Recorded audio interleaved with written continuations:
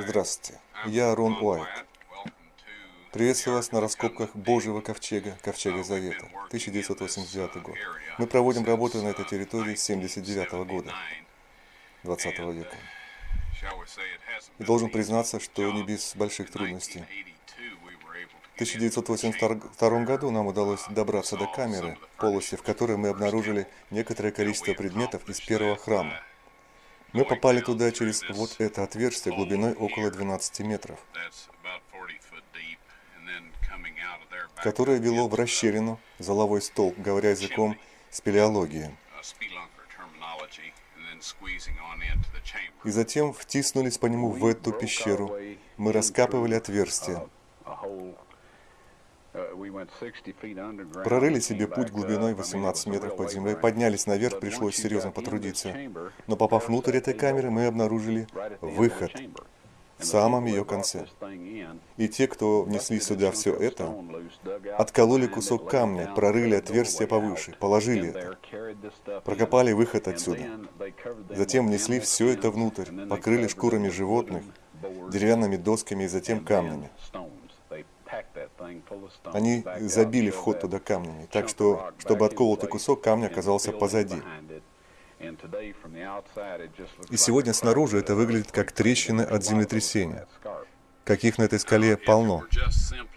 Если бы нам нужно было просто попасть в камеру, мы бы так и сделали. Но нам для того, чтобы попасть в камеру, нужно было все это аккуратно повыносить наружу.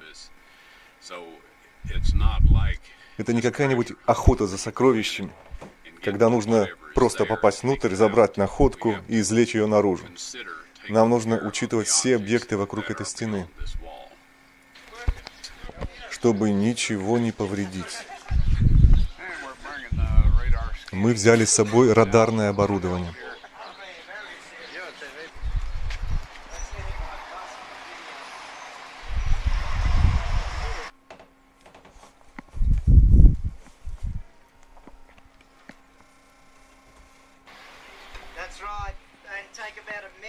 Мне нужно немного времени для сканирования и исследования.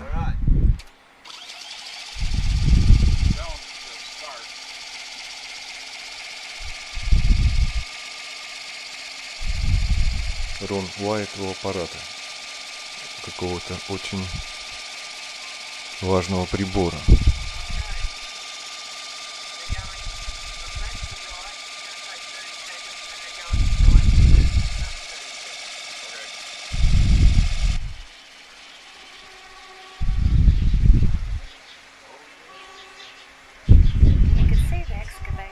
Как видите, раскопки ведутся за этими кустами.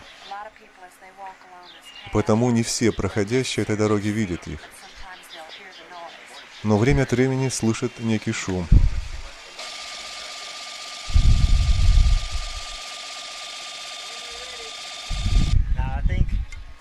Я думаю, здесь находится ряд трещин, судя по... Это ряды трещин, расщелин или чего-либо подобного. И переносное устройство и стационарная аппаратура показывают их сверху донизу. А здесь похоже на какую-то пустоту. Не знаю, на каком расстоянии от поверхности. Это можно рассчитать с помощью переносного устройства. От поверхности до этой пещеры. Рон Уайетт погружается в некое отверстие, полость.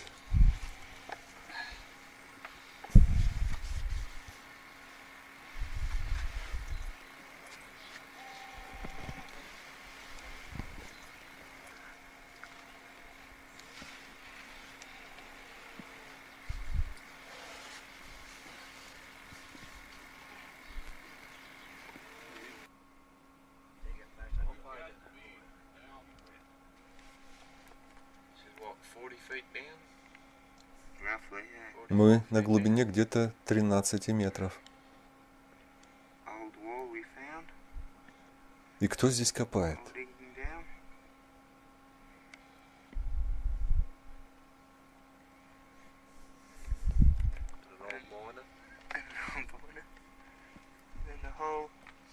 Keeps going down about how far, son? That's another 10 feet down there. На дне этого углубления Рон, сам Рон Уайетт.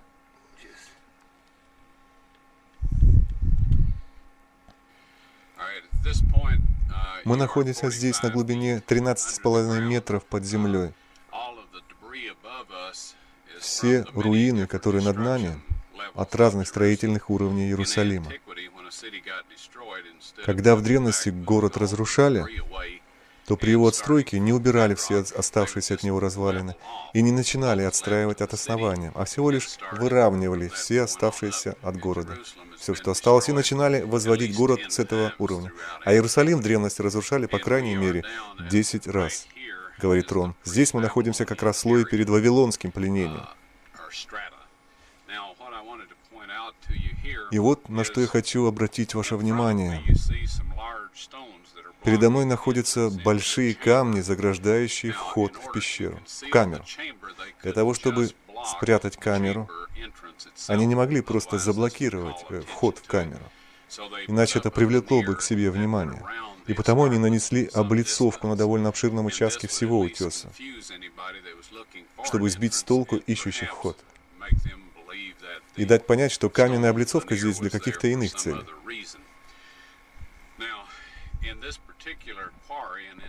В этой части, как и во многих других, в древности выдалбливали камень, чтобы отвалить его и пробить вход в камеру. Если вода размывала камни и выдолбить хорошие крепкие камни в строительных целях было невозможно,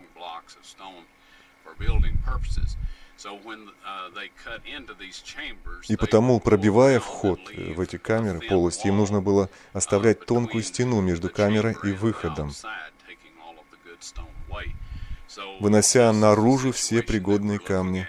Такую ситуацию мы наблюдаем и здесь, а также в других местах в этой системе пещер. Вот эта стена была возведена поспешно. В вавилонский и довавилонский период использовали строительный раствор, а в этой стене, как видите, вместо строительного раствора использована какая-то красная глина. Рон показывает ее вот.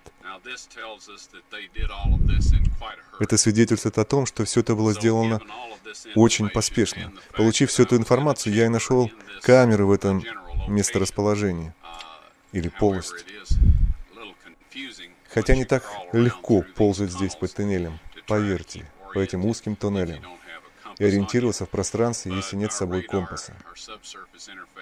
Но сканирование нашим радаром показывает, что за этой стеной на расстоянии приблизительно 45 сантиметров находится камера, полость или комната. Одна из неожиданностей, с которыми мы столкнулись, это то, что слои содержимого камеры показывали, что нижний слой был почти пустой. В результате экспериментов мы выяснили, что это характерно для предметов, стоящих на каких-то ножках или пьедестале. Попробуем пробуравить туда отверстие.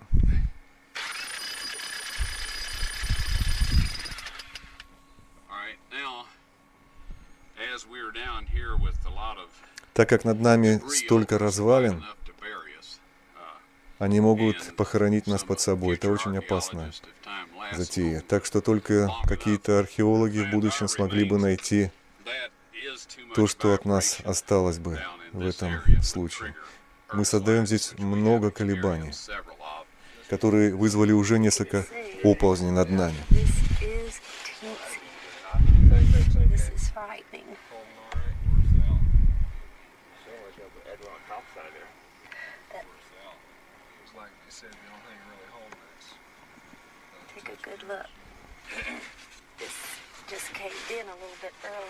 Здесь установили ранее деревянные подпорки, дабы обезопасить эту процедуру.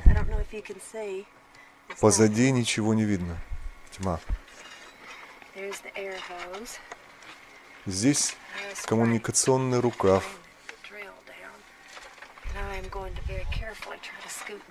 Опускаться нужно очень и очень осторожно. Осторожно, осторожно. необходимом оборудовании, защита от пыли.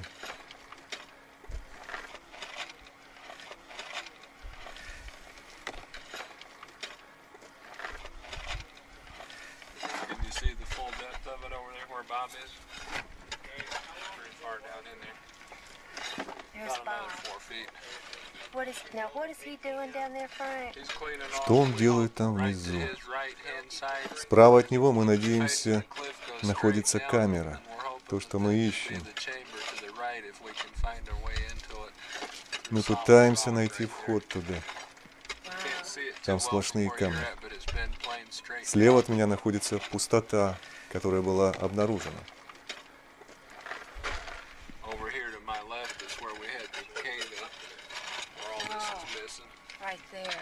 Справа от меня находится пустота.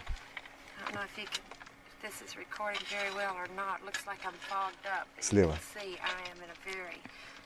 Слева, да, слева. Мне тут очень тесно снимать, поверьте. А эти парни работают тут без перерыва. День за днем, час за часом. Они пытаются найти вход.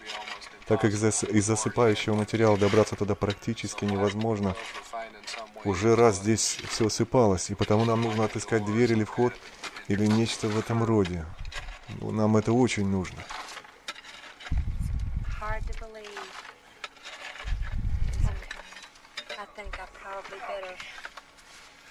Мне лучше отсюда уйти через выход позади меня,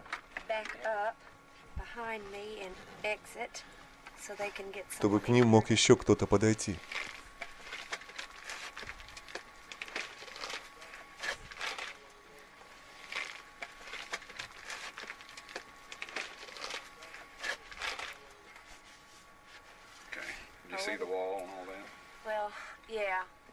Ты видела там стену?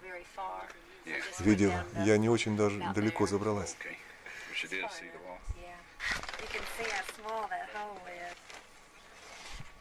Там видно отверстие? Не знаю, как он пролез. Я сама тут и еле-еле пролезла. Это коммуникационный рукав, который помогает нам поддерживать связь. Он тянется по всей камере, полости. Сколько человек могут находиться здесь одновременно? 7 или 8 человек. Я перевожу камеру вверх. Вот веревка для ведер. С ее помощью они поднимают ведра наверх.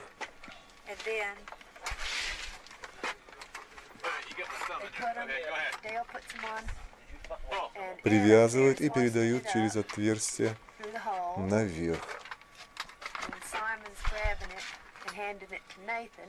Саймонс передает Нейтану, а Нейтан Марку, который наверху.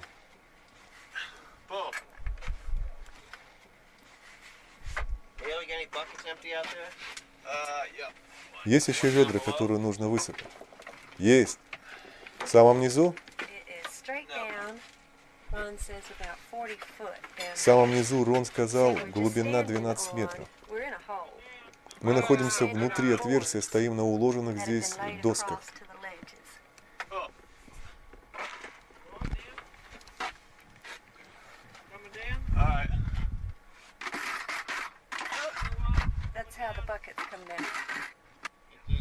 Ведра опять спускает вниз.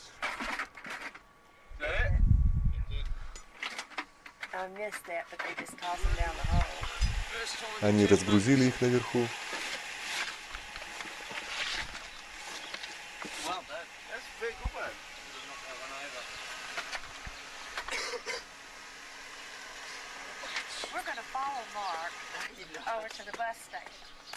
Последуем за Марком по направлению к автобусной стоянке.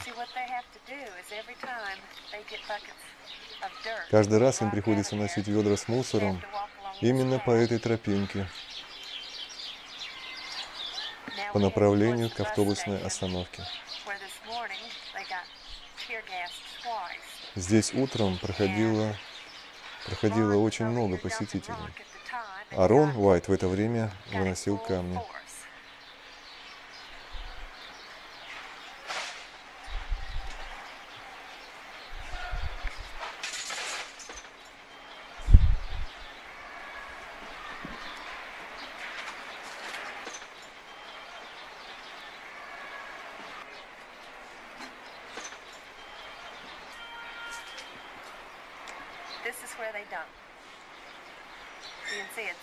Вот здесь они высыпают мусор. Все очень нелегко, требует усилий, терпения, дабы устремления наши увенчались успехом.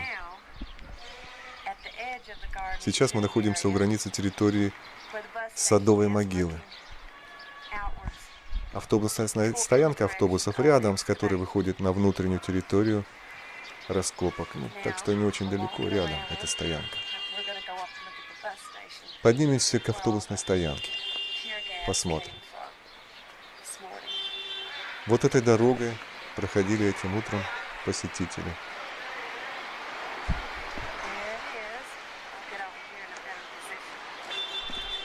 Вон она.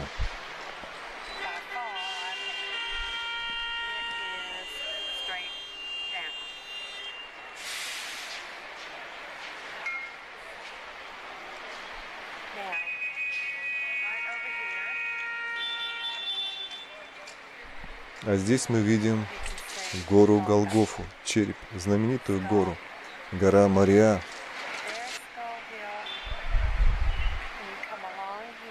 Поворачиваясь в эту сторону, мы видим, где находится территория раскопок. Все очень близко рядом.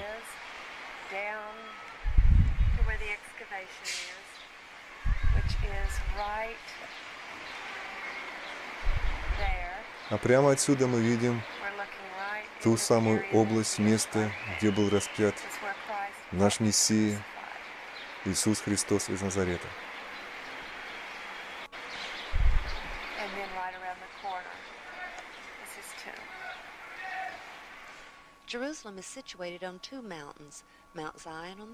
Иерусалим расположен на двух холмах, горе Сион на западе и горе Мория на востоке.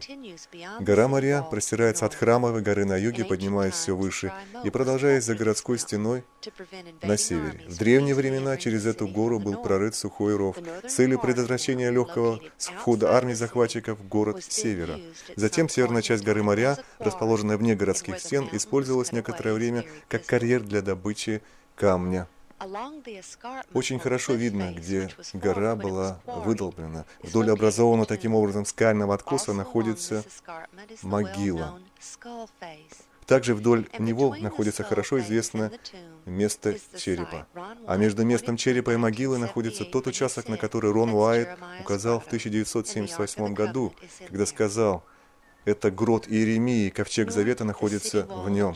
Он тогда сделал это смелое предположение. С севера от городских стен Иерусалима простирается прекрасный сад, в котором находится садовая могила, высеченная в скале северной области горы Мория. Войдем туда.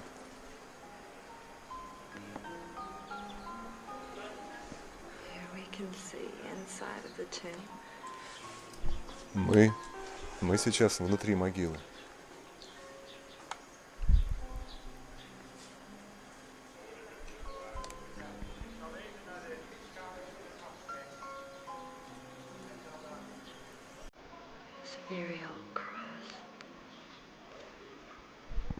Погребальный крест.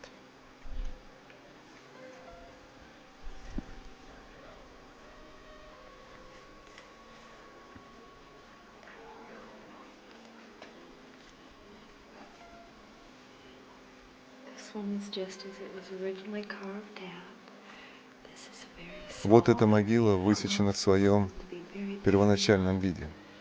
А это совсем небольшое место. Не знаю, собирались ли там кого-то похоронить или нет. А эта могила была позже расширена в ногах для другого.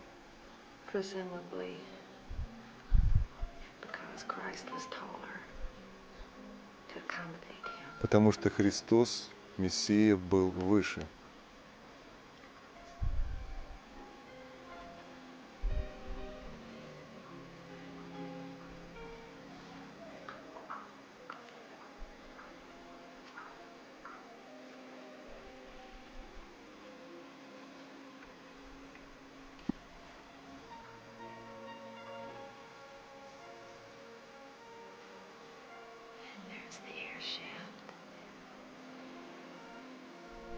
Сюда попадает воздух.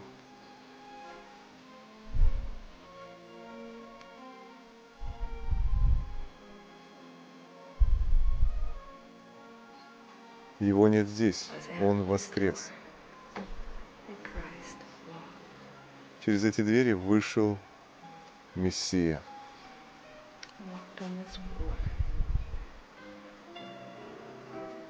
Он проходил по этим ступеням.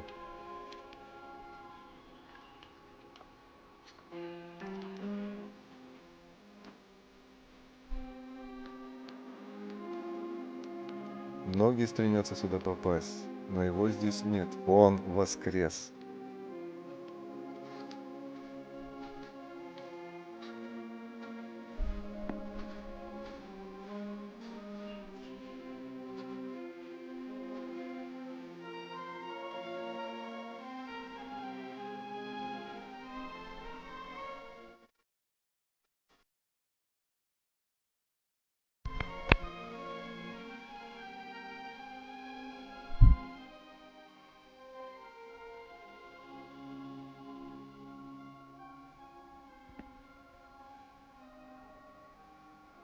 Да,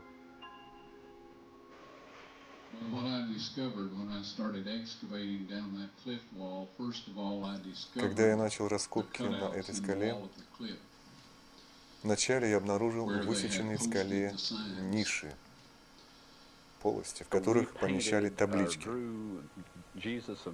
Мы сделали таблички с надписью «Иисус из Назарета, царь иудейский» на языке римлян, греков и иудеев, и поместили их там,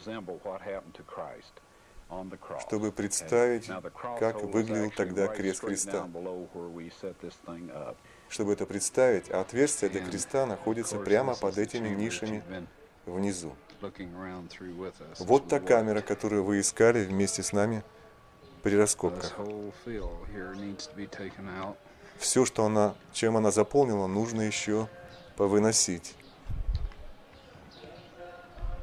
А здесь находятся ниши для табличек распятых преступников, злодеев,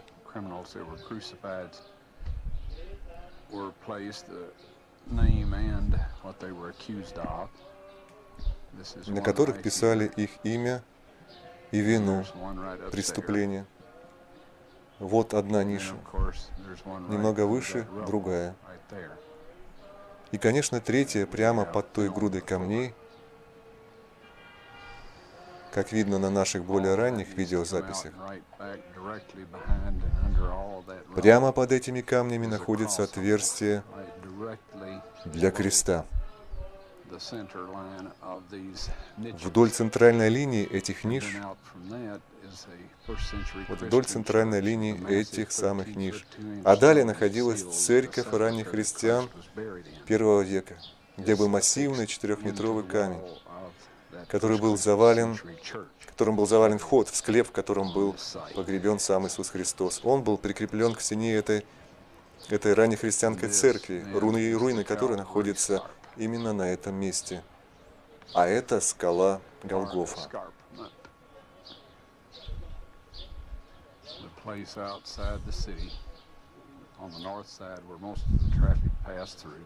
Место за городом с северной стороны, где проходила большая часть уличного движения, где казнили преступников.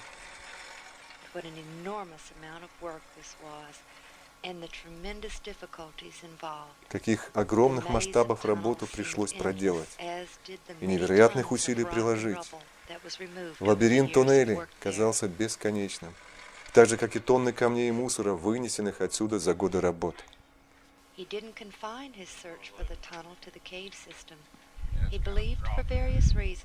Он не сосредоточил свои поиски туннеля на системе пещер, но верил по нескольким причинам, что вполне вероятно туннель начинался в пещере Сидекии, обширному древнему карьеру под старым городом, высеченному в южной части горы Мария.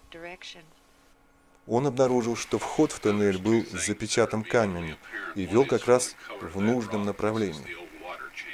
Здесь две вещи сразу бросаются в глаза. Первое. Судя по цвету этих камней, это древний водный канал. Отверстие шириной 1,8 метров, загражденное камнями около 2 метров. Все это заграждено камнями. Он ведет как раз в направлении того места, где у нас проходят раскопки на улице. И вторая незамеченная в начале деталь. Этот камень слева от вас является частью стены. Этот камень, и этот, и этот. Так что вход был запечатан дважды. И кто бы ни исследовал эти пещеры в недавнее время, вскрывал вот эту печать, а не другую. Мы предполагаем, что здесь еще есть такие заблокированные участки, предназначенные для того, чтобы сбивать с толку. Вскрыв заблокированный участок, он снова запечатал его. Это не был туннель, который он искал. Каждый раз, когда Рон со своей командой выкапывали вход в систему пещер, им приходилось засыпать его вновь перед уходом и очищать территорию вокруг. Это требовало неимоверных усилий, так же, как и откапывание входа каждый раз по их возвращении. И Рон, в конце концов, установил стальную дверь, которую легко можно было открыть и закрывать, прикрывая сверху камнями. Таким образом, он мог входить в систему пещер свободно, а также сам, без команды. Упрощало все это. Во время этой поездки команда возвела красивую памятную стену.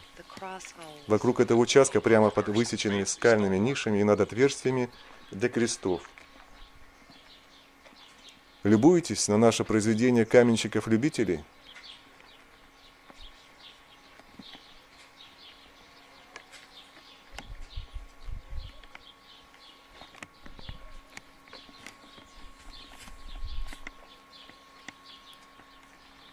Ron continued to persist and spent every spare moment and every spare dime in his search for the tunnel.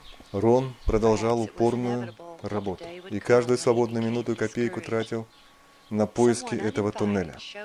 Так, наверное, должно было случиться, что однажды он упал духом. И вот появился нежданный гость, когда он вернулся, чтобы продолжить свою работу. Рон повествует о том, что произошло далее. Из-за внезапно севшего питания видеокамеры рассказ Рона смонтирован. Когда я прибыл в гостиницу Иерусалима, у входа меня встретил этот медицинский врач. Он сказал: «Я здесь, чтобы помогать вам».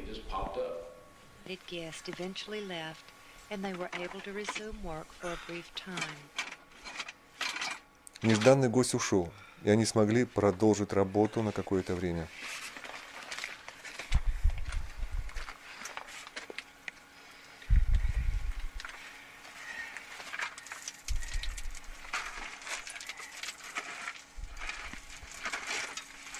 At this time, Ron made the following discovery. На этот раз Рон сделал следующее открытие. Just a brief look around the surrounding areas here to identify the location of this Осмотрим здесь все. site. Down to the left, of course, Сюда вниз мы раскопали туннель. work's being done in the excavation.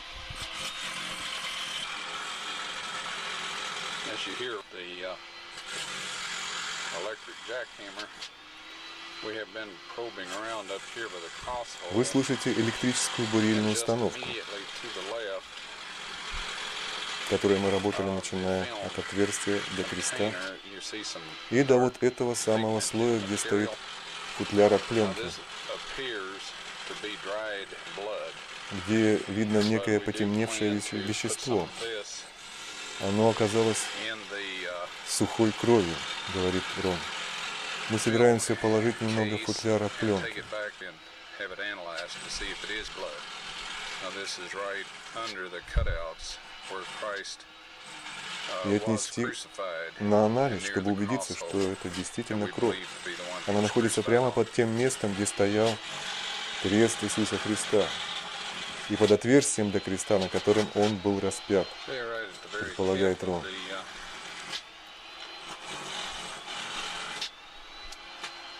tab Вот здесь мы is видим more this это real темное dark вещество. material. Из-за светлой As soon as почвы it's вокруг exposed оно to the light, it begins оно to становится turn a светлее. lighter brown. And this is typical of very old blood. Это характерно для крови, которой очень много лет. Вот здесь мы возьмем, именно здесь немного образца. Видно, что она текла сюда сверху, здесь немного собралась.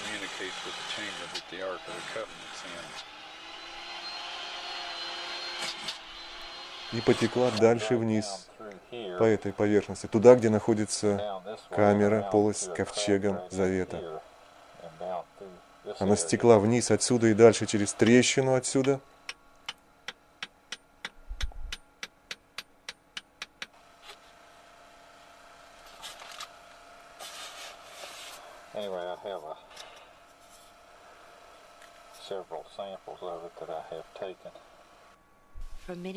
Я взял несколько ее образцов.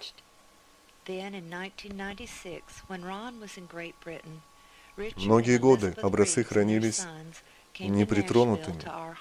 И вот в 1996 году, когда Рон находился в Великобритании, Ричард и Элизабет Ривз со своими сыновьями приехали к нам в город Нэшвилл. Ричард хотел продемонстрировать нам новый уникальный, мощный микроскоп. В Левите, 17 главе 14 стихе сказано, что душа всякого тела есть кровь его. Душа тела в крови. И снова ученые обнаруживают, что истины Писания оказываются более буквально точны, чем того можно ожидать. В крови были обнаружены крошечные частицы, которые, как считается, не разрушаются. Эти крошечные частицы меньше четверти микрона в размере. И так как с помощью стандартного лабораторного микроскопа их нельзя увидеть, были разработаны новые методы исследования, позволяющие рассмотреть их вживую. Французский ученый Гастон Нессенсен разработал темно-полевой микроскоп, позволяющий рассмотреть эти частицы, которые он назвал соматидами, производящими тельцами. Экспериментальным путем профессор Нессенс пришел к выводу, что эти соматиды содержат, которые еще предстоит научному сообществу изучить, они полиморфичны по природе, проходят последовательно, не подвержены воздействию высоких температур, чрезвычайно токсичных химикатов и даже радиации. Профессор Нессенс считает, что эти частицы являются живущими и воспроизводящимися организмами, предшественниками ДНК и, возможно, строительными элементами жизни. Я узнал об этих частицах где-то лет 6 назад в результате моих исследований, никак не связанных с археологией. Тогда я пользовался стандартным лабораторным микроскопом. И хотя в него не было видно этих частиц, но я знал, что они должны быть там. Я приступил к разработке собственного микроскопа на основе дизайна профессора Нессенса. За моей спиной находится этот микроскоп на последней стадии разработки.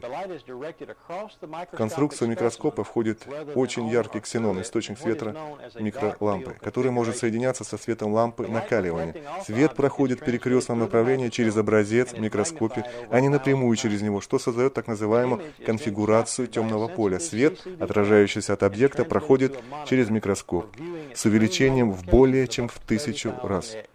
Изображение далее снимается на чувствительную CCD-камеру и выводится на монитор, где можно наблюдать его экранное увеличение около 30 тысяч x, 30 тысяч раз. При таких параметрах можно отчетливо увидеть крошечные частицы на темном фоне. В 1996 году я с семьей побывали в Нэшвилле и посетили Уайеттов.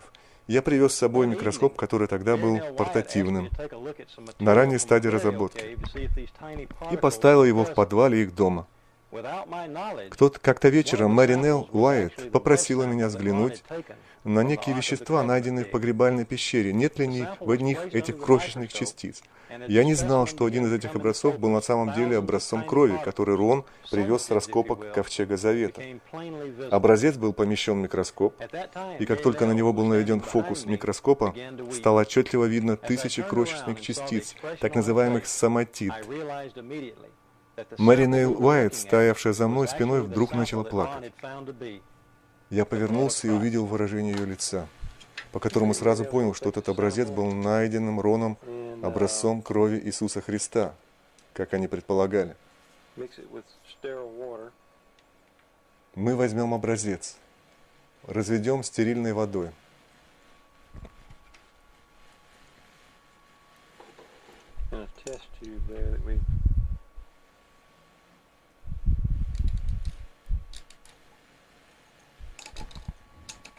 И и поместим в тестовую пробирку. That'll be enough. Процесс проделывается. Аккуратно. Думаю, будет достаточно. And she's going to take some sterile water and a little bit, just some drops, all we need right now. И добавим еще несколько капель стерильной воды. Аккуратненько Okay, так. so now that we've got the sample on the slide, we'll go ahead and focus into the sample and see what comes up on the screen here. Вот у нас образец помещен в микроскоп. Сейчас наведем на него фокус и посмотрим, что будет на экране. And there they are, thousands of living particles, less than a quarter of a micron in size. Здесь тысячи живых частиц меньше четверти микрона в размере. Тысячи живых частиц меньше четверти микрона. Некоторые где-то как полмикрона. Вы видите эти частицы на экране с увеличением 17 тысяч раз, 17 тысяч х. То есть увеличены в 17 тысяч раз. Библия говорит, что жизнь тела находится в крови. И вот они, эти живые частицы, вот они. О существовании некоторых большинство людей не знает.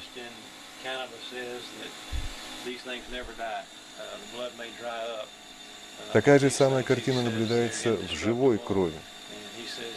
Ученый из Канады говорит, что эти частицы никогда не умирают. Даже если кровь совсем старая, эти частицы не подвержены разрушению и являются основой жизни, как он утверждает. Смелое такое утверждение.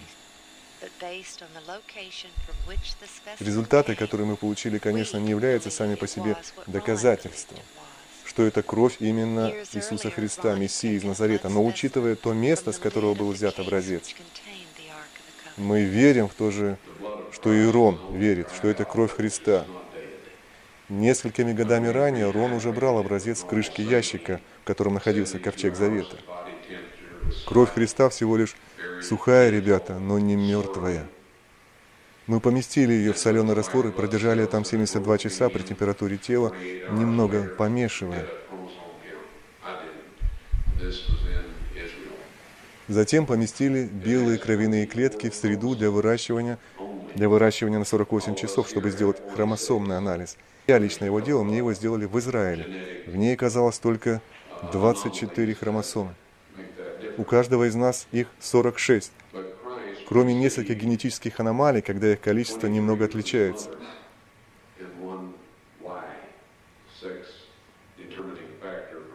Но Христос унаследовал 23 хромосомы от матери, предполагает Рон. 23 хромосомы, то это было бы еще 22 аутосомы, если был земной отец. Но Иисус рожден от Духа Святого. Это значит, что его рост, цвет его глаз, цвет волос и другие характеристики, говорит Рон, были заимствованы из генофонда его матери. Мы знаем, что Иосиф был потомком Давида. Ни у кого из нас нет 24 хромосом.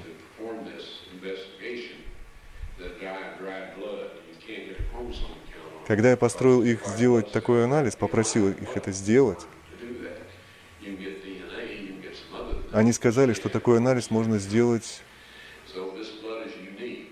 только в случае, если белые кровяные клетки живые. Тогда можно взять образцы ДНК и другие, чтобы провести хромосомный анализ. Так что эта кровь уникальна. Тяжело дыша, даже описать, в каком физическом, моральном состоянии я тогда находился. Если бы это все не было заснято на пленку в качестве доказательства, то я бы подумал, что это все сон. Если вы исполняете заповеди Господа Иисуса Христа, Господь тогда произнес 10 заповедей на горе, Он записал их на камне и говорит, что ничего из этого не изменится. Если вы соблюдаете закон Божий, заповеди Иисуса Христа, то получаете печать Бога, подзаконный Христу. Скоро появится свод человеческих законов. Они потребуют, чтобы вы нарушили заповеди Божии, заповедь Иисуса Христа. Христос сказал о фарисеях: «Тщетно чтут меня, уча учением заповедям человеческим». Если вы будете соблюдать эти человеческие законы и нарушать завет Божий, то примите начертание зверя. Кровь его сына на престоле милости Ковчега Завета. О том, как именно это произошло, в Матфея 27 главе с 50 по 53 стихи,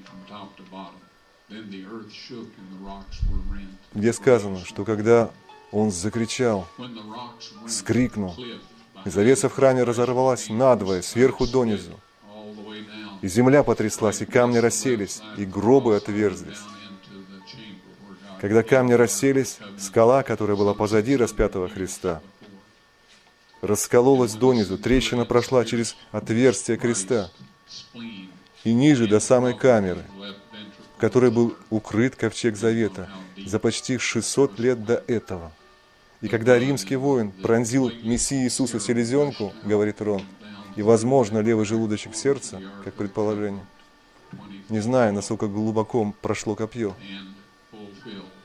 кровь, тромбоциты и сыворотка хлынули из его бока в эту трещину, прямо на Ковчег Завета на глубину 6 метров под землей. И исполнили закон, установление Божие, требования закона. И в этот момент завеса, пролилась кровь за вас, уплачена цена за каждого человека на этой планете, если он только воспользуется тем даром, что было ради него сделано, и будет послушен Христу. Ведь того, что сделал Мессия Иисус, достаточно, чтобы искупить каждого мужчину, женщину, ребенка, которые когда-либо родились на этой земле и живут. Трагедия в том, что так мало кто позволяет себе воспользоваться этим чудесным даром и повиноваться Иисусу Христу, Его учению. И вот следующим утром, о чем повествует Матфея 28 глава, с неба сошел ангел, чтобы отвалить камень, и сделалось великое землетрясение. Я верю, что Бог в это время закрыл трещину, потому что не обнаружено никаких следов воды с поверхности, дождя или пыли, предполагает Рон Уайетт, которые бы попали через эту трещину. Туда попала только кровь Мессии Иисуса Христа на крышку ковчега.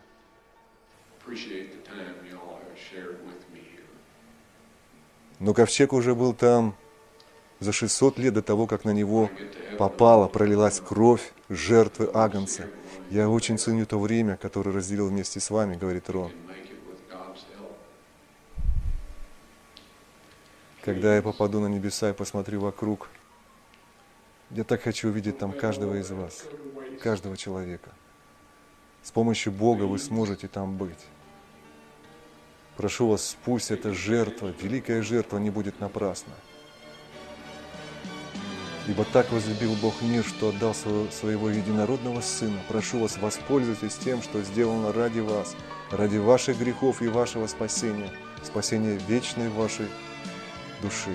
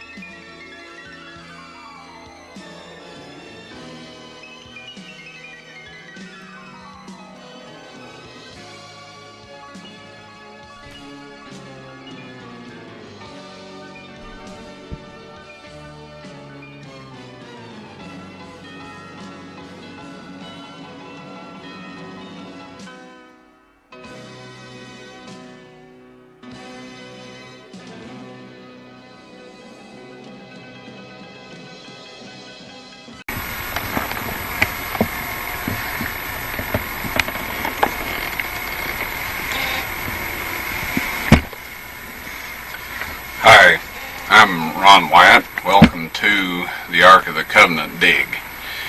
We've been working in this area since 1979, and shall we say it hasn't been an easy job.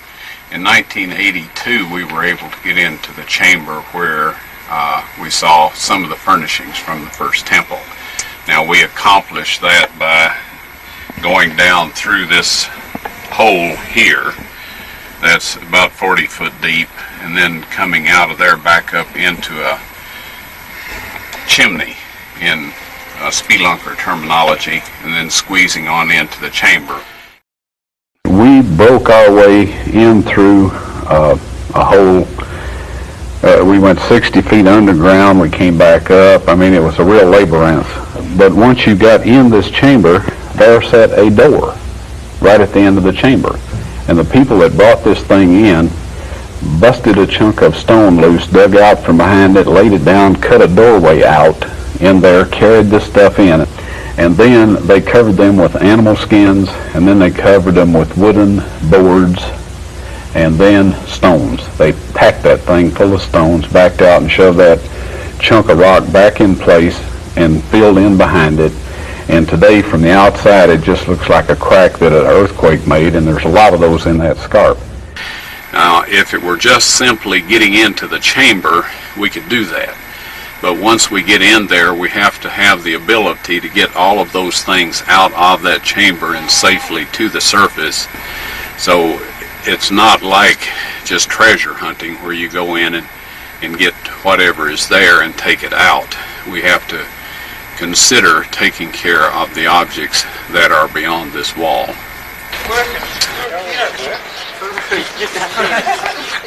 And we're bringing the radar scanning equipment out of the hotel here.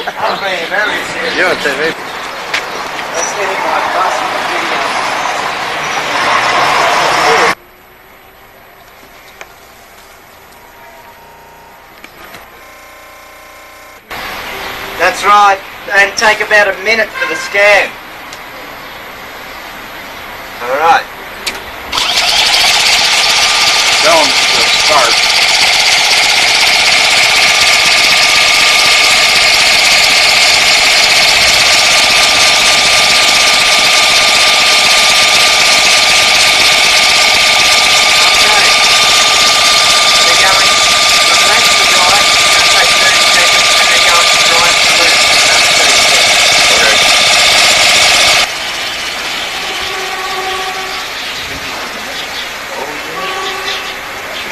You can see the excavation site's kind of hid by these bushes, so a lot of people as they walk along this path don't necessarily see it, but sometimes they'll hear the noise. She wasn't carrying anything. Doing what she went to lunch.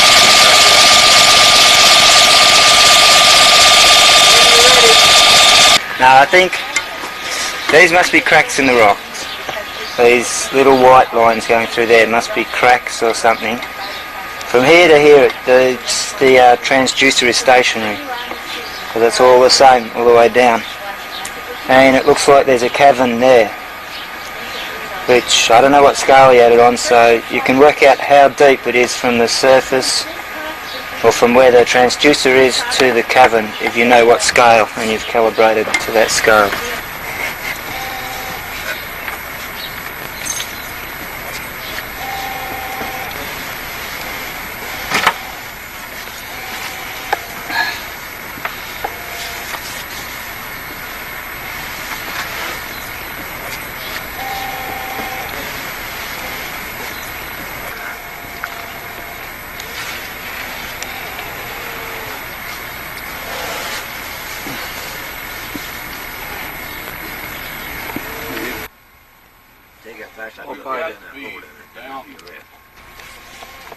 This is what, 40 feet down?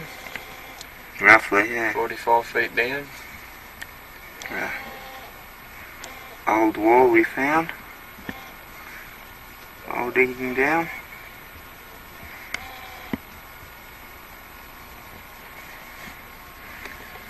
And an old miner.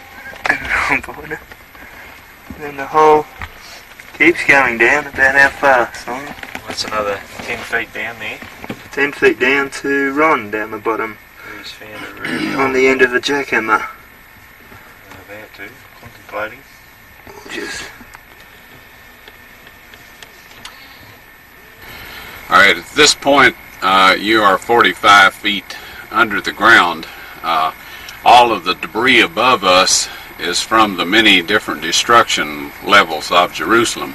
In antiquity, when a city got destroyed, instead of coming back, moving all the debris away, and starting from bedrock, they would just level off what was left of the city and start it from that point on up. And Jerusalem has been destroyed at least 10 times throughout antiquity. And we are down at, right here is the pre-Babylonian area, or strata. Now, what I wanted to point out to you here is in front of me you see some large stones that are blocking an entrance into a chamber. Now, in order to conceal the chamber, they couldn't just block the chamber entrance itself, otherwise this would call attention to it. So they put up a veneer that went around the escarpment some distance, and this would at least confuse anybody that was looking for an entrance and perhaps make them believe that the stone veneer was there for some other reason.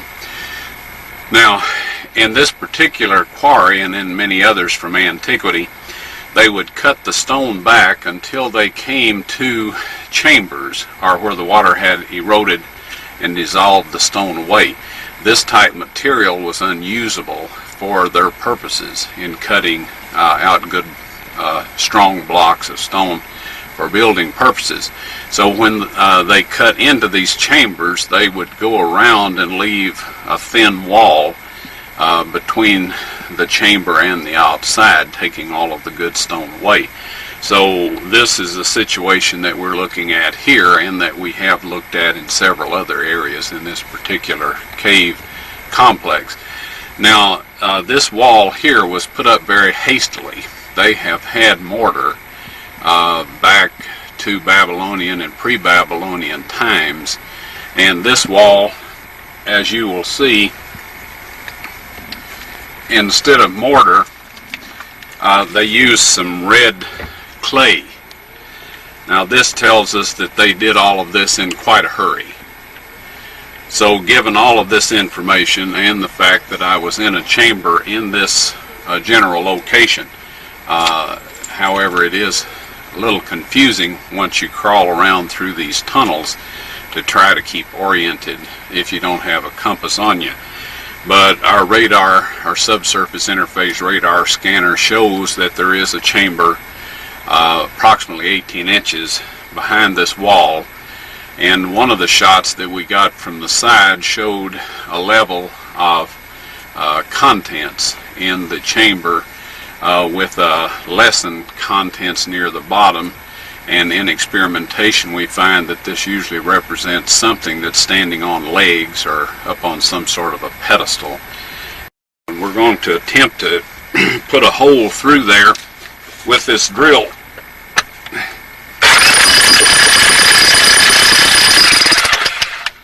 Alright, now as we're down here with a lot of debris over us, quite enough to bury us, and some future archaeologists, if time lasts long enough, would find our remains.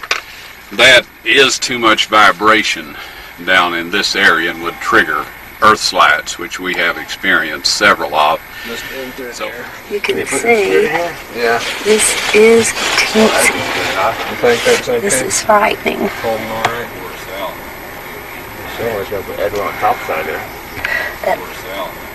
Like you said, the only thing really holding this. Take a good look. This just caved in a little bit earlier, and that's why they had to put these boards up. Behind, I don't know if you can see, there's nothing. There's the air hose. There's Frank laying the drill down. And I am going to very carefully try to scoot down a little at a time. You can see it's straight down. Straight with a bucket of rocks.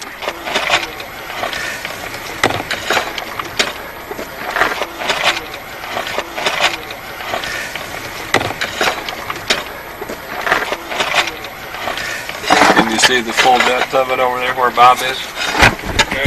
Pretty far down in there. There's About another Bob. 4 feet.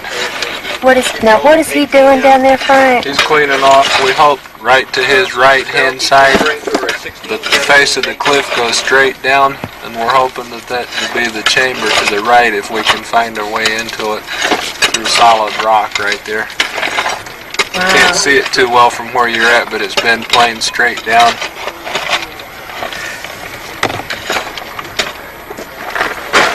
Over here to my left is where we had the cave in, where all this is missing. Right there. I don't know if this is recording very well or not. Looks like I'm fogged up, but you can see I am in a very confined space. And these guys have been working in here non-stop, day after day.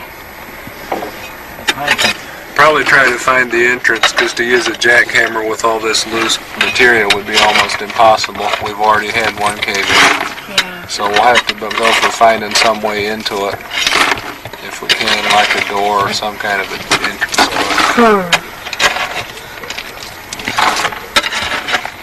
Hard to believe. Okay. I think I probably better call it quits and back up behind me and exit so they can get someone in here to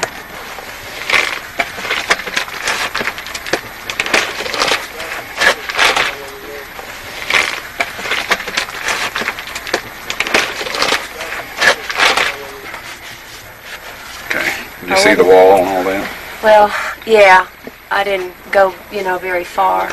Yeah. I just went down to about there. Okay. But you did see the wall. Yeah. You can see how small that hole is.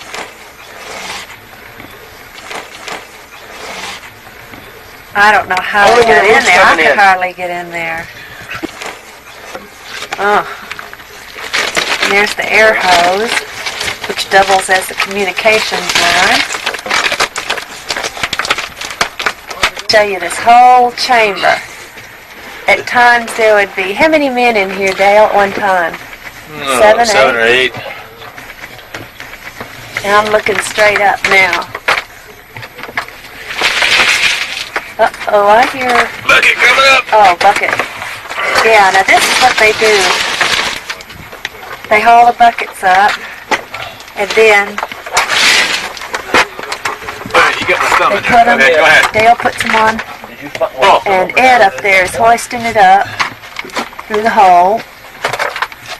And then Simon's grabbing it and handing it to Nathan. And Nathan's giving it to Mark, who's hauling it off to the dump. Pull. Dale, you got any buckets empty out there? Yep. One down below? It is straight down. Ron says about 40 foot down here. See, we're just standing on, we're in a hole. We're standing on boards that have been laid across to the ledges. Pull. Coming down? Alright. That's how the buckets come down. That's it. That it? That's it.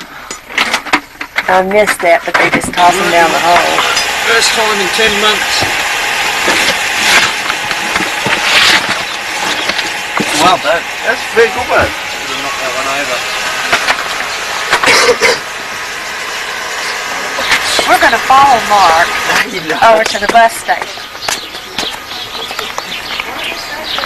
See, what they have to do is every time they get buckets of dirt or rock out of there, they have to walk along this path. Now we're heading towards the bus station, where this morning they got tear gassed twice. And Ron was over here dumping rock at the time and got it full force.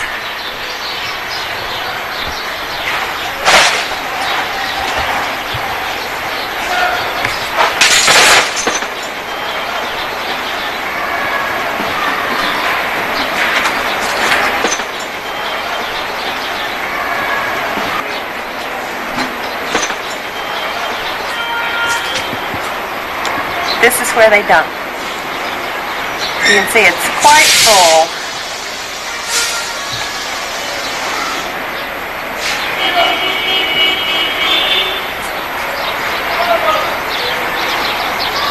We're standing now at the edge of the garden tomb area where the bus station is, looking outwards in the direction of the excavation.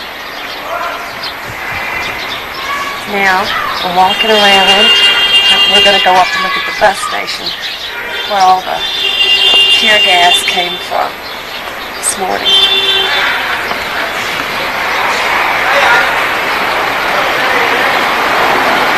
There it is. I'll get over here in a better position. If I fall,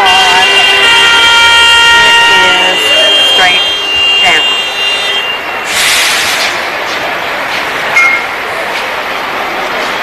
Now, right over here, you can see Golgotha, Skull Hill. There's Skull Hill, and you come along here, where the wall is, down to where the excavation is, which is right there. We're looking right into the area that it is, right there. It's where Christ was actually crucified.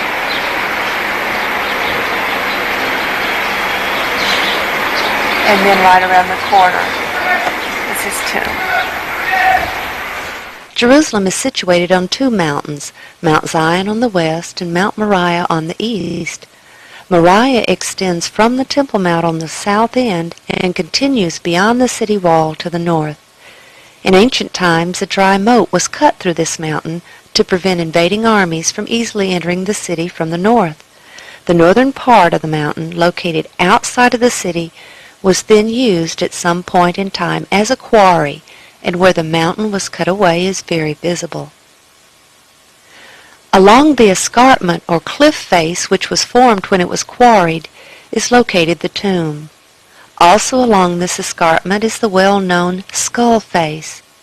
And between the skull face and the tomb is the site Ron Uayetto pointed to in 1978 when he said, "That's Jeremiah's grotto, and the Ark of the Covenant is in there." North of the city wall of Jerusalem sits a beautiful garden.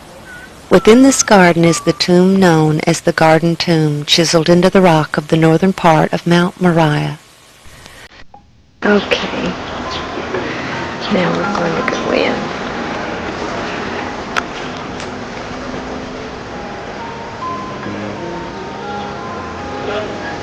There we can see inside of the tomb.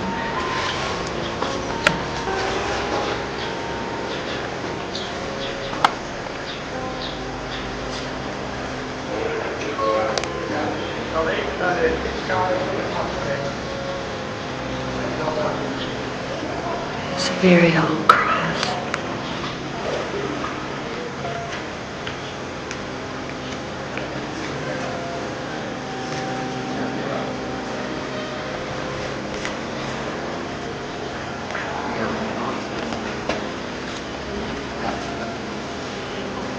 This one is just as it was originally carved out. This is a very small area. I don't know if someone was to be buried there or not. But here we can see that right back here it was dug out more, presumably because Christ was taller to accommodate him.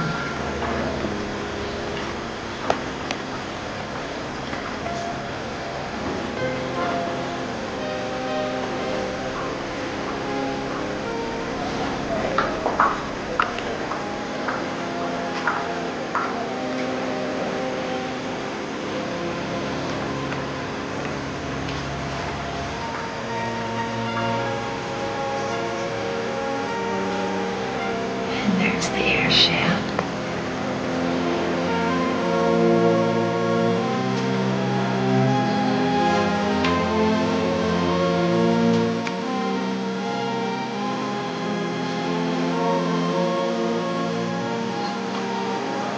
was out this door that Christ walked.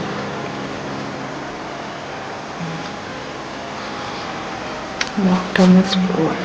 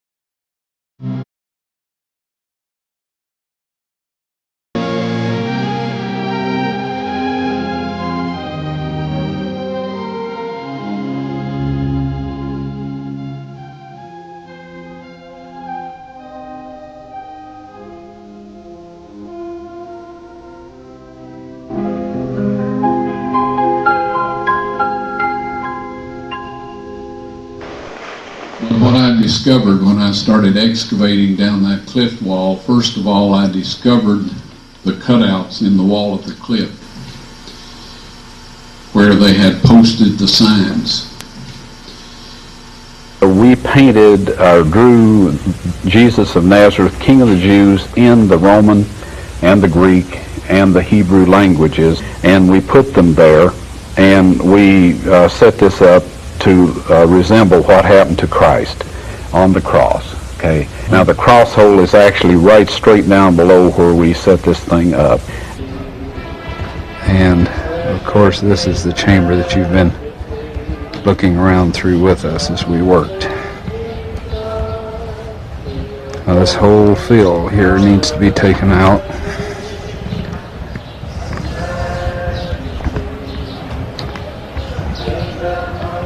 Here we have niches. These are where the titles of the criminals that were crucified were placed, the name and what they were accused of. This is one right here, and then there's one right up there,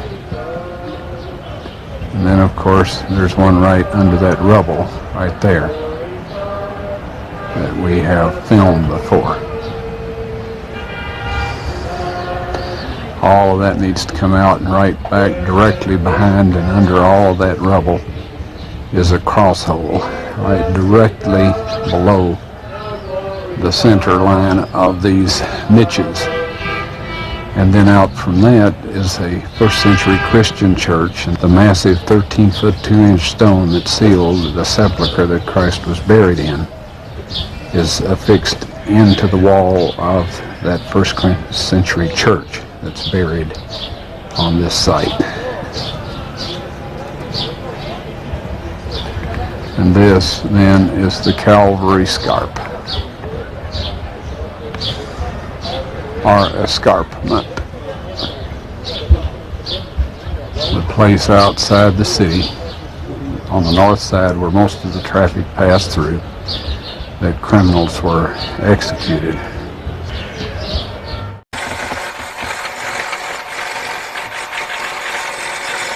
What an enormous amount of work this was, and the tremendous difficulties involved.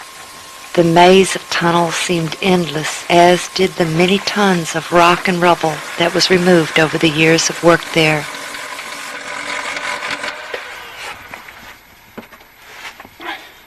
He didn't confine his search for the tunnel to the cave system.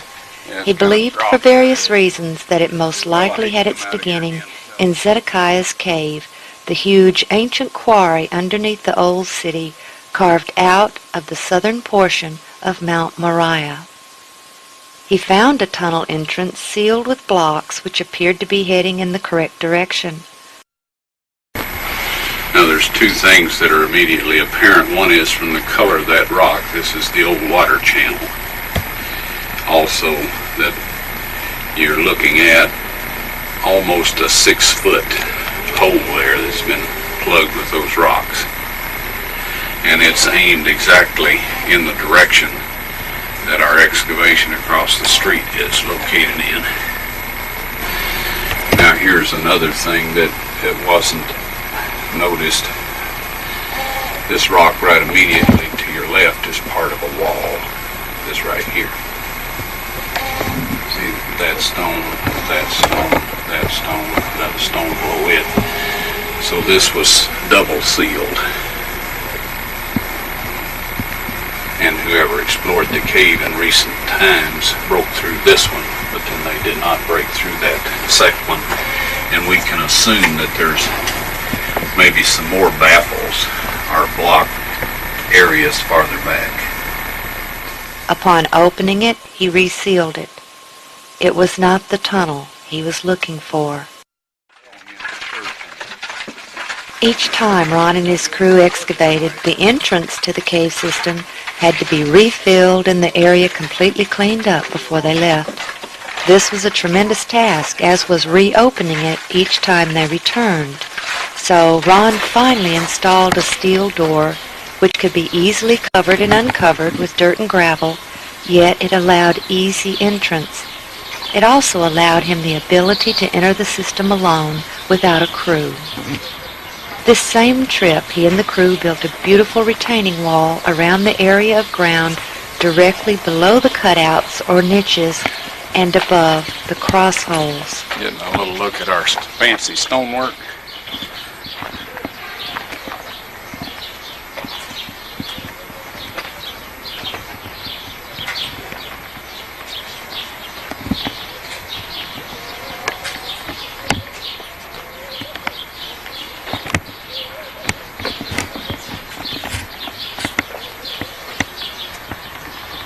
Ron continued to persist and spent every spare moment and every spare dime in his search for the tunnel.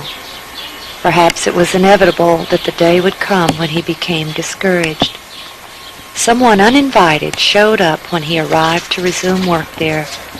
In the following, as Ron relates what happened next, the camera battery died unexpectedly, which is why it is edited.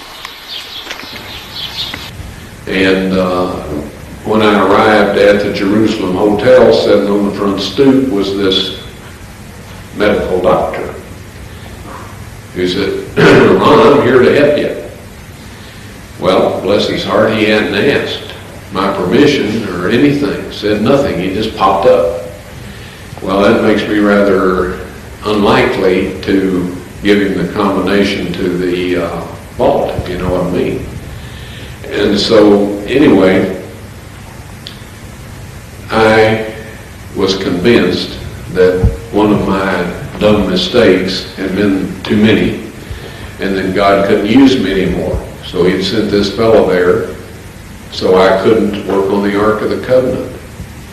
And he would have had to share my experiences in order to know what a crushing blow that was. See, I know I'm unworthy. And I thought, okay, finally you messed up and you're out of it. I said a little prayer. I said, "Lord, I'm sorry. If there's anything I can help, whoever you want to finish the job, just let me know and I'll do what I can." Well, I couldn't work on the Ark of the Covenant with that guy around, so we volunteered to clean the garden tomb. In the back part of it, there was about 100 years worth of garbage and one thing and another that had just been thrown back there over the years. So we hauled out of there something like 20 big truckloads of trash. And it was hot that September, blistering hot. And I had gotten a little fan to get some air stirring, and the fan died. Well, added on the rest of my miseries, that was almost too much. You know, you remember the story of Jonah and his gourd vine? I could sympathize with him at that point in time. Anyway, I told everybody else, I said, "Look, just find you a shade somewhere and eat your lunches. And I'll try to fix the fan." So I just sat down on the sidewalk. Anyway, I was sitting down there working on this fan. And a voice said to me, "God bless you and what you're doing here." So I looked up, and this being was up on this landing, the top of those stairs. Looked exactly like I figured Christ would have looked. And the outfit that he had on was not exactly like the Muslims wear today, but it was closer to that than it was anything else I had seen. So I said, "Are you from around here, sir?" And he said, "No." And I said, "Well, then you're a tourist." And he said, "No." And I thought, well, he doesn't want to talk with me. Obviously, I didn't know what else to say. And then he said, "I'm on my way from South Africa to the New Jerusalem." Well, that certainly eliminated a whole lot of possibilities there. Immediately that proved that he was a heavenly being. And I just sat there, didn't say anything, and he just continued to look at me. He said, "God bless you."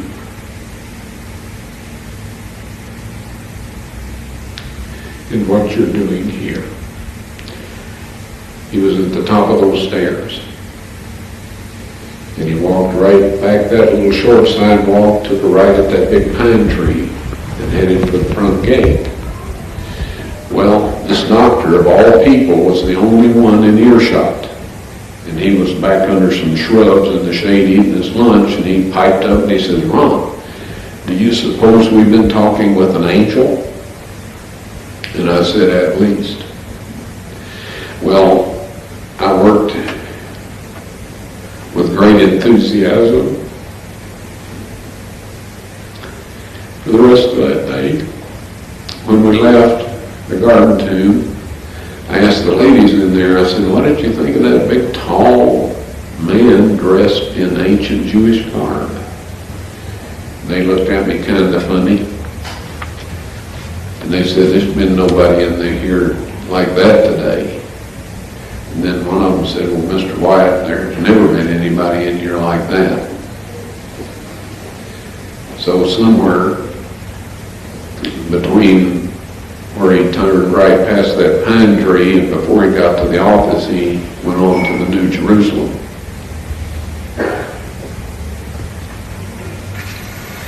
The uninvited guest eventually left, and they were able to resume work for a brief time.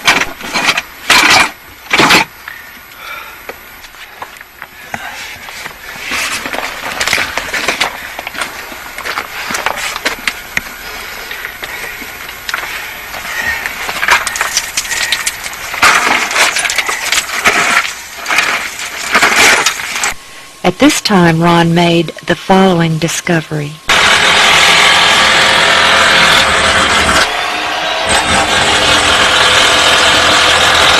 Just a brief look around the surrounding areas here to identify the location of this site. Down to the left, of course, is down where the work's being done in the excavation. As you hear the electric jackhammer, we have been probing around up here by the cross hole, and just immediately to the left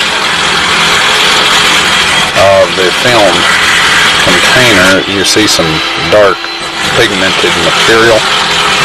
Now this appears to be dried blood, but we do plan to put some of this in the film case and take it back and have it analyzed to see if it is blood. Now this is right under the cutouts where Christ was crucified and near the cross hole that we believe to be the one he was crucified on.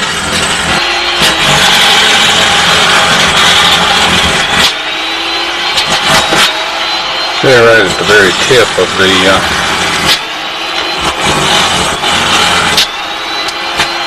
tab, there's some more of this real dark material. as soon as it's exposed to the light, it begins to turn a lighter brown, and this is typical of very old blood. So we'll take some more of this sample here, and it seems to have come down through this area here, as we've collected all the way along and down into this crevice that communicates with the chamber that the Ark of the Covenant's in. It comes right down through here and down this way and around through a crack right in here and down through this area.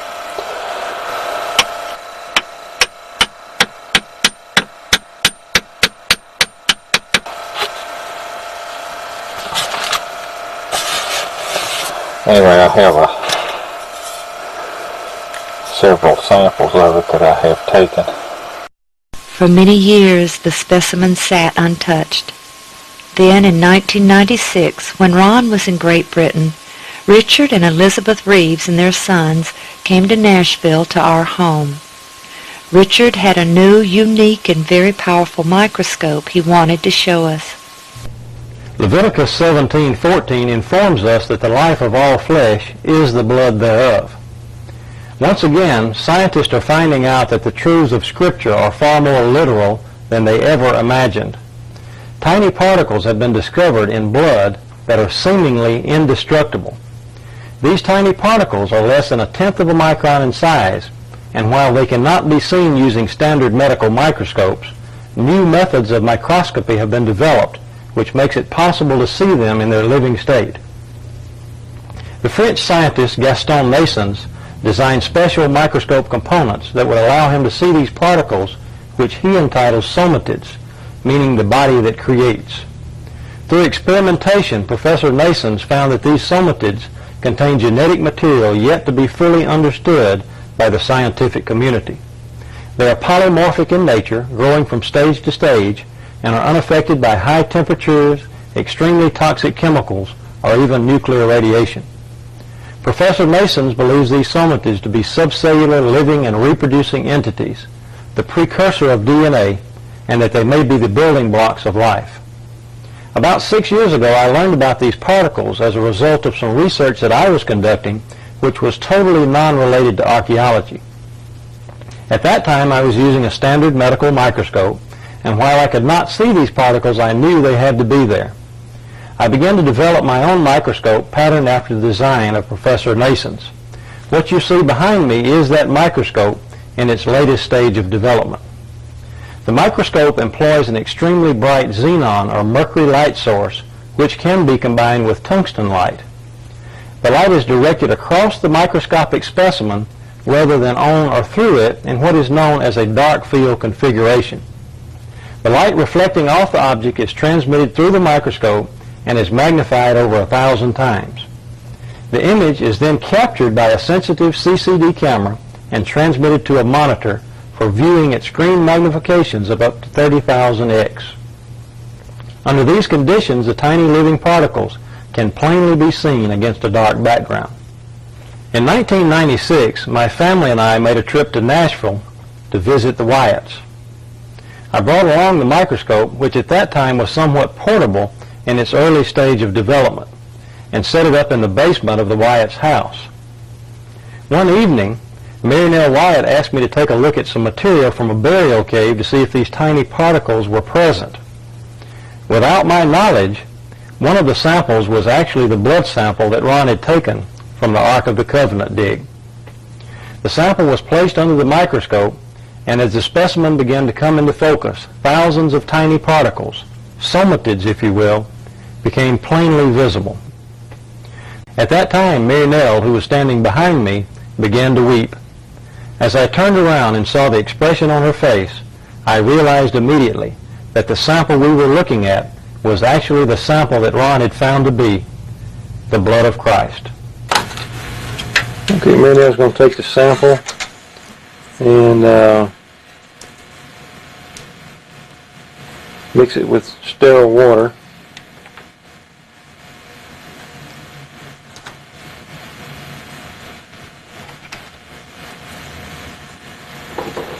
kind of test tube there that we've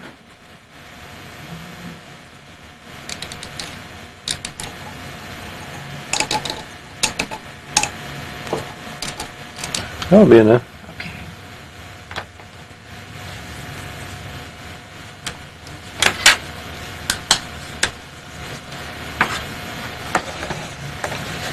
And she's going to take some sterile water and a little bit, just some drops, all we need right now. And then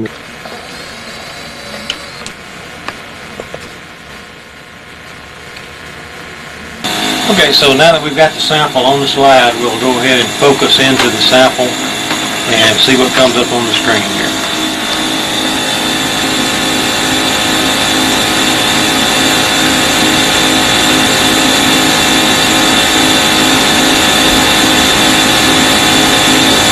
There they are, thousands of living particles, less than a quarter of a micron in size. The spores are maybe a half micron, and but most of those little particles that you're looking at is 17,000 x magnified on the screen 17,000 times. You know, in the Bible it tells us that the life is in the blood, and there's little living particles that most people are unaware that are there.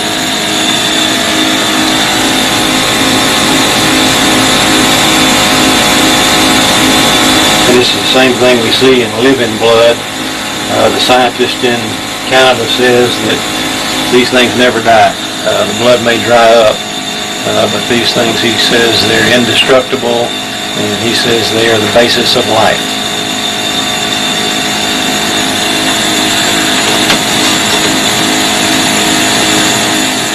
The results we obtained in no way can be said to be proof that the specimen was the blood of Christ, but based on the location from which the specimen came, we believe it was what Ron believed it was. Years earlier, Ron had taken a blood specimen from the lid of the case which contained the Ark of the Covenant. The blood of Christ is only dried out, folks. It's not dead. When we rehydrated it with normal saline, 72 hours of body temperature with slight, very gentle swirling, and put the white blood cells in a growth medium, 48 hours later, we did a chromosome count. I didn't. This was in Israel. It has 24 chromosomes only. All of us here have 46. Unless, there's a couple of genetic anomalies that make that different. But Christ received 23 from his mother and 1 Y, sex determining factor, from his father, who was not the human father. Because had he received that from a human father, it would have been accompanied by 22 autosomes. Now what this basically means is that his height, his eye color, his hair color, and all of this was supplied from the genes of his mother's gene pool.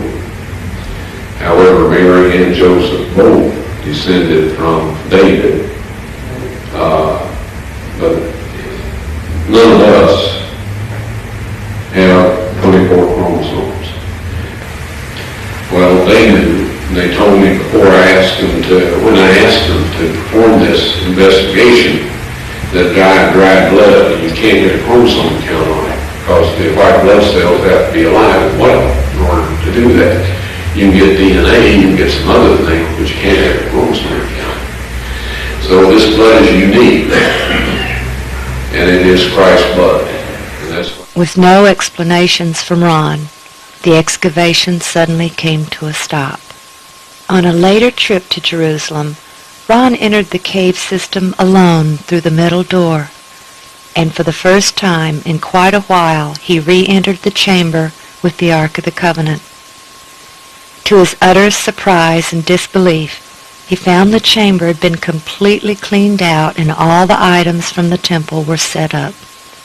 No longer was the Ark in the stone case. The chamber where I found the Ark of the Covenant has since been perfectly cleaned out. And the Ark of the Covenant, the table of showbread, the candlestick,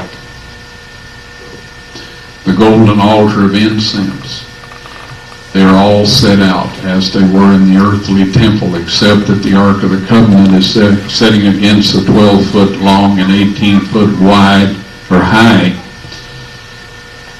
wall. He found the original tunnel was also cleaned out, and he followed it to discover that it did indeed open into Zedekiah's cave. It was not the tunnel he and his crew had opened earlier. In the following years, Ron entered the chamber with the ark a number of times. Yes, the tables of stone were found in the Ark of the Covenant. I removed them with the assistance of 4 angels who lifted the mercy seat, which I would estimate weighs about 900 pounds of solid gold. And one of these angels told me to take the tables of stone out of there. He said God wants everyone to see those. And so I took them out, backed up, stood there, frozen in place, and I just can't describe my physical state or mental state or anything else. If I didn't have some physical evidence to prove it happened, I'd think I had a dream or something. But anyway, they're on a stone ledge right in the same chamber. That's where the angel put them after I handed them to him. I didn't know what to do with them. And I was told that these are to be presented with the blood evidence when the mark of the beast law is passed or enforced. Now, I know everybody wonders about what it is, the mark of the beast. You've heard all kinds of rumors, stories, and all this. I'll tell you quick and simple. If you keep the 10 Commandments that God wrote upon those tables of stone, and about which he says in Psalms 89:34, those of you that are writing down text, you'll want this one. He says, "My covenant will I not break, nor alter the thing that has gone out of my lips." He spoke the 10 Commandments from the mountaintop. He wrote them in stone, and he says, nothing will change. Right? If you keep that law, you will receive the seal of God. Soon there will be a set of man-made laws. These man-made laws will require that you break God's 10 Commandments. Christ said of the Pharisees, "For it is in vain that they do worship me, teaching for doctrines the commandments of men." If you keep those man-made laws and break God's 10 Commandments, you will receive the mark of the beast. The blood of his Son on the mercy seat at the Ark of the Covenant.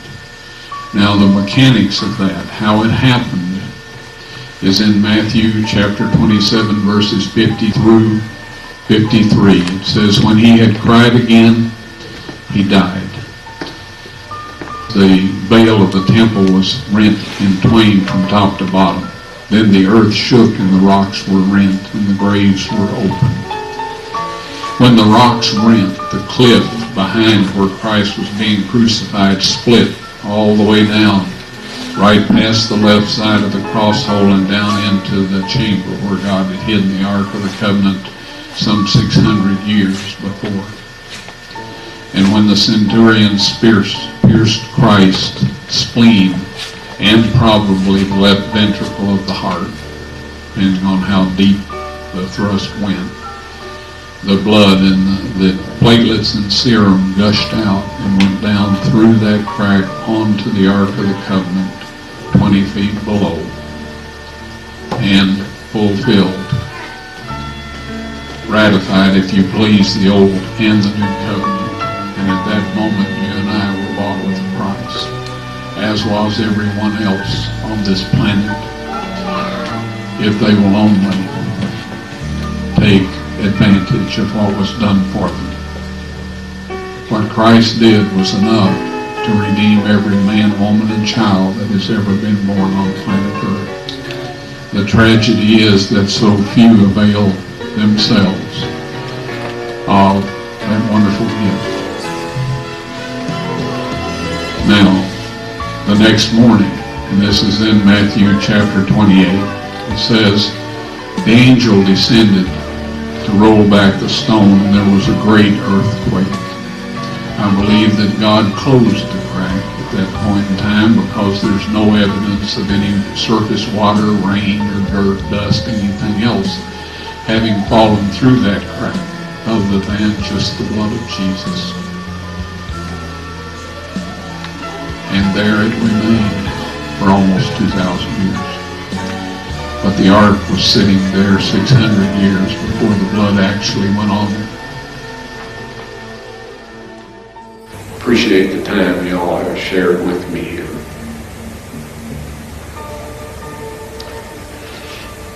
When I get to heaven, I'm going to look around and I want to see every one of you there. You can make it with God's help. Please, don't let all of that go to waste. Please, take advantage of that wonderful